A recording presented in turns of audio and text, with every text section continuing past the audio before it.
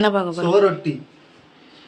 இது வந்துட்டு haemoglobin level ரொம்ப கம்மியாக இருக்கிறவங்களுக்கு, அப்புறம் வந்து கர்ப்பிணி பெண்களுக்கு வந்து கம்பல்சரி டாக்டர்ஸ்லாம் எடுத்துக்கிற சொல்லுவாங்க. அதான் இன்னைக்கு நம்ம எப்படி சமைக்கிறதுன்னு பார்க்க போகிறோம்.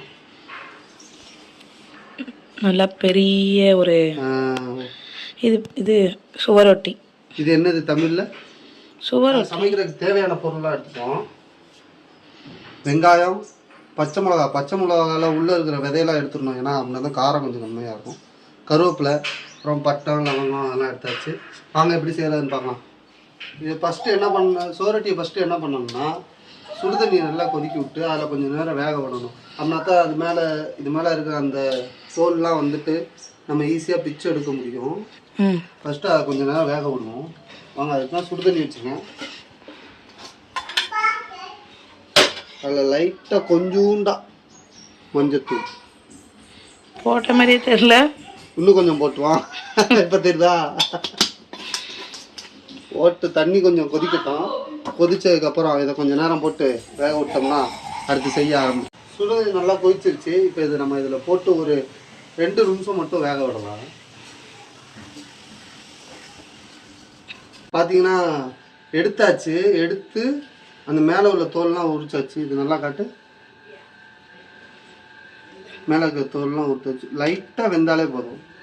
இப்போ ஆயில் கொஞ்சம் ஊற்றிக்கலாம், தேவையான அளவு ஆயில். நாங்கள் ஒரே ஒரு சுவரொட்டி தான் பண்ண போகிறோம், அதனால கொஞ்சமாக தான். எல்லாருமே ஒரே ஒரு சுவரொட்டி தான் பண்ணுவாங்க. சுவரொட்டி கிடைக்கிறதே பெரிய விஷயம், இதில் ஒரே ஒரு சுவரொட்டி 4-5 பேத்துக்கு பண்ணுறாங்கன்னு சொல்லிட்டு ஒரு 5-6 இது வாங்கி பண்ணால் அந்த மாதிரி சுவரொட்டி கிடைக்கிறதே அறியுது. போட்டாச்சு. அப்புறம் அந்த பட்டை, லவங்கம் எல்லாம் வாசனை காண்டி போட்டுருவோம். அடுத்த சிம்மில் தான் வச்சுருக்கு.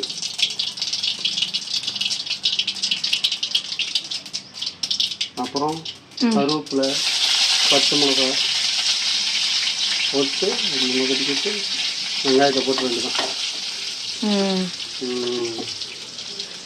வெங்காயத்தை போட்டாச்சு. நல்லா செஞ்சு வச்சுக்குவோம். சீக்கிரமாக ரெடி பண்ணிடலாம்.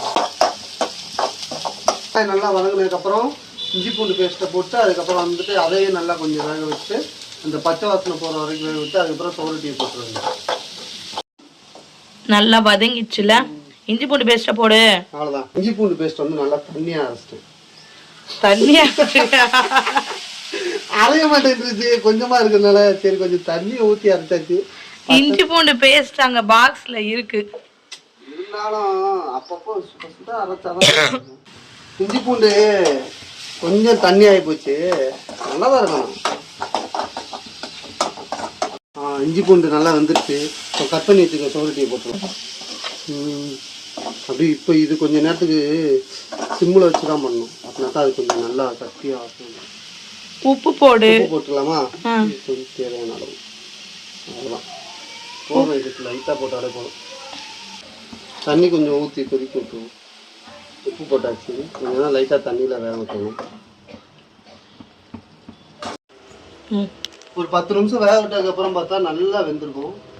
அவ்வளோதான், வெந்துருச்சு. இப்போ கொஞ்சம் பெப்பர் பொடியை போட்டு ஒரு 2 நிமிஷம் வேக விட்டு இறக்கிடலாம். பெப்பர் கொஞ்சம் நல்லாவே போடணும், அதுதான் வாசனையே. நல்லா இருக்கும். காரமும் இது மட்டும் தான், காரத்துக்கு இது மட்டும் தான் போட்டிருக்காரு, அதனால நல்லா இருக்கும்.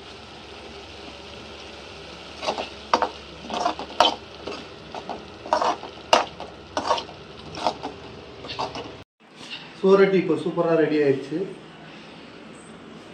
பாய் பாய். சேனலை சப்ஸ்கிரைப் பண்ணிக்கோங்க.